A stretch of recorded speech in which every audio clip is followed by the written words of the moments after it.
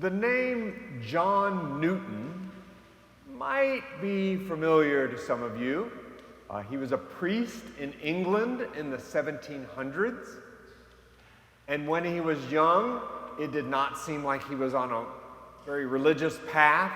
He had a reputation for being selfish and foul-mouthed and foul-tempered. Not a fun person to be around. At a young age, this John Newton took to the sea, and then he became involved in the transatlantic slave trade. It was a way you could make a lot of money, capturing African people and taking them as slaves to the New World.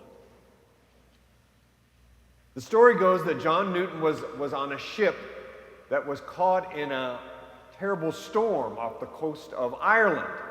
And he was convinced, as they all were, that they were going to die in this storm. And that he then called out to God, "Have mercy on me." And somehow in this event, Newton had a spiritual conversion. The ship did not sink. And when he got back to England, he decided he was going to be a different kind of person, a person of faith. So he went to study theology and wanted to be a church pastor. He also became an abolitionist, someone who in the past he had been a part of the slave trade. Now he adamantly fought to defeat the slave trade. He had his eyes opened to this horrific crime that he had been committing all these years. As a pastor, one of the ways that Newton wanted to inspire his congregation is he began to write poems and hymns. And he had one particular hymn that was about forgiveness and redemption, even though you had committed terrible acts. This is certainly something that he had firsthand knowledge about. The title of this hymn was Amazing Grace, that beloved song that is going to be our closing hymn for today. In Newton writing this hymn, you can now, knowing a little bit of his story, in that first verse there's a line, "Saved a wretch like me." Might be able to understand that being a little bit autobiographical, because Newton felt like he had been a part of this wretched slave trade. And then there's another phrase in this hymn that had personal meaning for Newton. "I was blind, but now I see." He was somebody who really felt like God hadn't given up on him and had opened his eyes to what he'd been doing wrong and wanted to give him a new chance to see again and to follow a new path, a right path for him. And that's why he could write this poem about the amazing grace of God. In our gospel reading today, there's also a story about a man who, by the grace of God, receives his sight, his physical sight. It's a story about a man named Bartimaeus. Now, it matters how you interpret the word wretch, but we might say that Bartimaeus also had a kind of wretched existence. Sitting on the roadside in the hot sun, begging, cut off from his community, just trying to survive. Bartimaeus hears that a healer, this Jesus, is walking by. Now, he can't see him, but he hears about him and hears the crowd, and he has a little hope, and so he calls out. And what does he cry out? "Have mercy on me." The very thing that John Newton cried out, have mercy on me. And the reaction of those who are around Jesus, these other followers, is a little surprising. You know what they do? They tell Bartimaeus, be quiet. Shut up.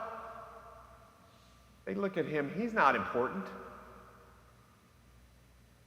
The kind of way that we can see in a twist, at that moment, the followers of Jesus are the ones who are blind. They're blind to this poor man and his needs. They tell him, you don't matter. But you know, Bartimaeus is not going to give up. It says he cried out all the more, have mercy on me. So Jesus stops, has this man brought to him, and says to him, what do you want? Bartimaeus says, I want to see again. By the amazing grace of God, Bartimaeus receives his sight, and then the story says that he followed him on the way. After he received his sight, he followed him on the way. One of those phrases that probably can be seen at various levels. Now he's able to see. He could join the crowd and get on that physical road and be with the crowd walking along. But also to follow Jesus on the spiritual path, in his moral and faithful path, to follow Jesus now as a disciple. Physical sight is such a gift that we have. It is so needed and such a treasure. It's not surprising that blindness and sight are often used in symbolic or spiritual ways. If, say, we don't understand a friend's perspective and they explain what's going on from them, we might say, oh, now I see. Oh, now I see. Our eyes can be open, not just physically, but spiritually, emotionally, all those different ways, and certainly in the life of faith. In our prayer book, there's a Eucharistic prayer, C.